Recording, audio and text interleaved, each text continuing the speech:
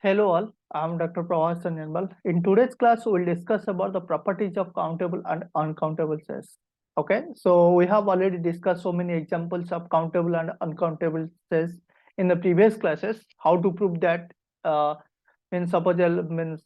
examples are there. How to prove that this language or these problems are countable or uncountable. Okay, we have discussed so many examples in the previous classes. So today we'll discuss about the properties of countable and uncountable sets. Okay. So the first property is called as what? Union properties. The first property is called as union properties. Union properties means what? Let's see. Union properties, or in short we can write union operation. This is the symbol of union operation. Sorry, not short. This is the symbol of union operation. That means if S is countable, if S is countable and T is countable, then we can say that what? S union T is countable. Okay. If a set like S is countable and a set like T is countable, then we can say that S union T is countable. Okay. For example, suppose S is a set. S is a set. It contains some elements like what? S0, S1, S2, S3, like this. It contains some elements like S0, S1, S2, S3, like this. And T is a set. It contains some elements like what? T0, T1, T2, T3, like this. Suppose S is a set and T is a set. S is a set, it is countable because S we can map each and every elements of S with the natural numbers like 1, 2, 3, 4 and so on. Similarly, T is a set, it is also countable because we can map each and every elements of T with the natural numbers 1, 2, 3, 4 and like this. Now we'll take the union. What is the union is also countable. S union T. S union T. What is the S union T? S union T means it is a collection of all sets. For example, S0. First, we'll collect all elements of S. S0, S1, S2, and so on. Then we'll start T0, T0, T1, T2, and so on. Okay, but in this way we'll organize all elements, so this will be uncountable. But S union T is countable. So now we'll rearrange all elements. of S union T. How? Let's see. S0, we'll start S0 first. Then we'll write what? T0. Then we'll write what? S1. Then we'll write T1. Then we'll write S2.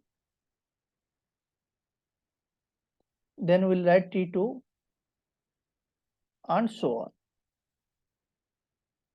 Okay. So now we can map with the natural numbers. For example, like this is 1, 2, 3, 4, 5, 6 and so on. Okay. So now we can say that what? S union T is what? Countable. Okay. But the infinite set is countable or not? Infinite set means, suppose if A1 is countable, A2 is countable, A3 is countable. Like infinite set means A infinite set is also countable. In the infinite, here S union T, this case is finite case. This case is finite case. But infinite case is union, or infinite union means infinite union is countable or not. Okay, so we'll try. Remember, this is one note point. Infinite union may or may not be countable. Infinite union, infinite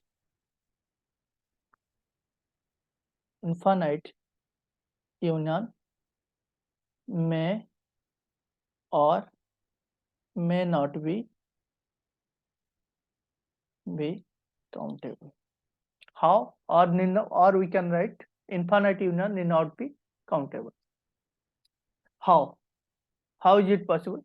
See here, A1 is countable, A1 is countable, A2 is countable, A3 is countable, and infinite numbers. So if we'll arrange, suppose A1 union A2 union A3 union means infinite numbers. So we'll get what? We'll get A1 means here, we'll write in this way. A1 set is like what? A10 in this way. Okay, we'll write A10. Then we'll select what? A2 first element. A2 first element is what? A20.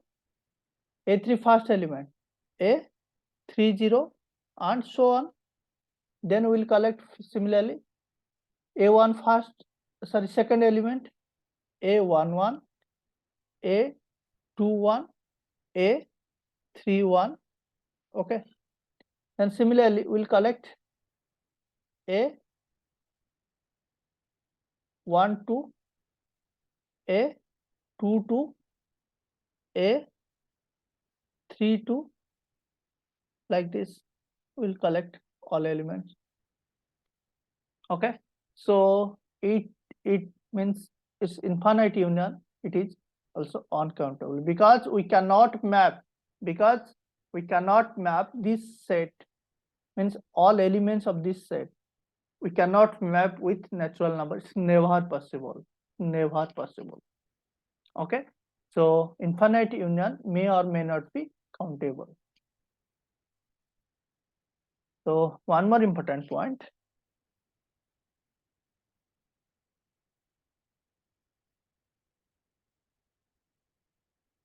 Suppose this is A, this is B,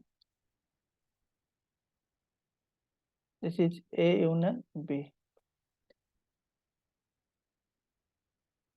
Suppose A is countable, B is countable, A union B must be countable. If A is countable, B is uncountable, then A union B uncountable. If A is uncountable, B is countable, then we can say that what? A union B is uncountable. If A is uncountable, B is uncountable, then we can say that A union B is uncountable. This is very, very important point. Okay, so say, okay, this is the set of all languages. This is the set of all languages, means 2 to the power sigma star. Sorry, set of all languages 2 to the power sigma star.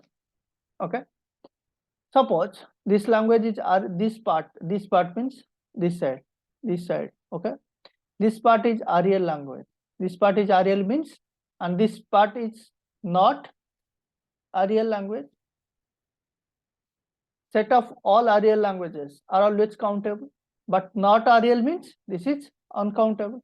So countable union uncountable. Countable union uncountable is what? Countable union uncountable is what? Uncountable. So we can say that what? Arial language, set of Arial languages and set of not Arial languages. But set of Arial languages are countable, but set of not Arial languages are uncountable. So both union are what? Uncountable. Both union are uncountable. In this way also we can prove that. Okay, so the next property, this is the first property. First property means union properties. The next property we'll see what Cartesian. Cartesian. The second one,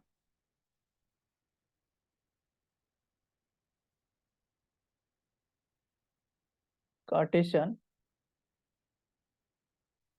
properties.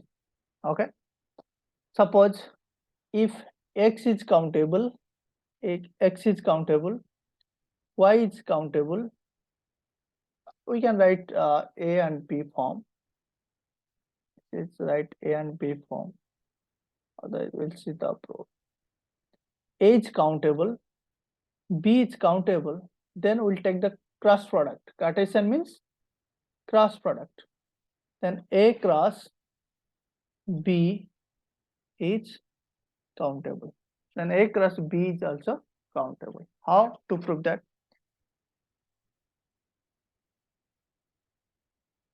See here. A is countable means A. A contains A0, A1, A2 like this. B, B0, B1, B2 like this. Okay, now we'll take the cross product. So here A is countable here, B is countable. So A countable, B countable means A cross product of A cross B is also countable. How to write? A cross product B. How to write? Say here we'll take A0 with all elements of B, A1 with all elements of B, A2 with all elements of B. So A0, B0, A0, B0, then A1, B1, sorry, A0, B1, A0, B1, A0, B2, A0, B2, and so on. Then we'll start A1, B0, A1, B0, A1, B1, A1, B1, sorry, A1, B1, A1, B2, and so on. Similarly, I'll write what? A2, B0, A2, B0, A2, B1, A2, B1, A2, B2, A2, B2, and so on, and so on. Okay, so in this way, if we'll organize, we cannot what map with the natural numbers. So how to? It is very difficult to map with the natural numbers. Okay, but here we will follow the diagonal order. We'll follow means we'll map with the diagonal order. Diagonal order means this is 1, this is 2, and this is 3, then 4, then this is 5, then this is 6, and 7. 7 means it is some element. Okay, this is 8, and this is 9, and so on. Here also so on, and like this.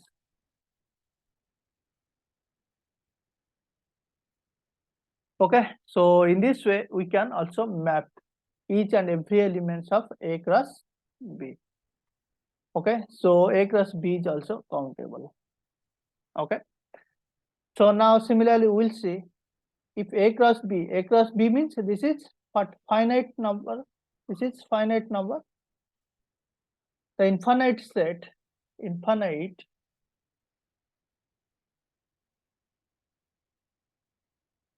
infinite set is infinite. This is also one of the note point. Infinite set need not be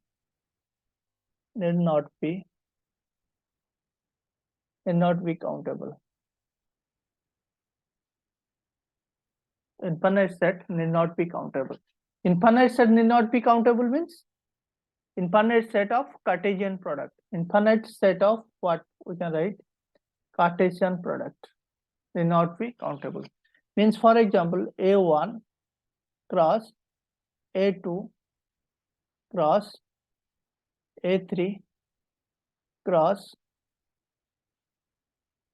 this is need not be countable. Need not be, may or may not be, or we can write what need not be countable. Okay. So these are only two properties of countable and uncountable sets. Okay. So in the next class, we'll discuss about some other concepts of theory of completion. Okay. Thanks for watching.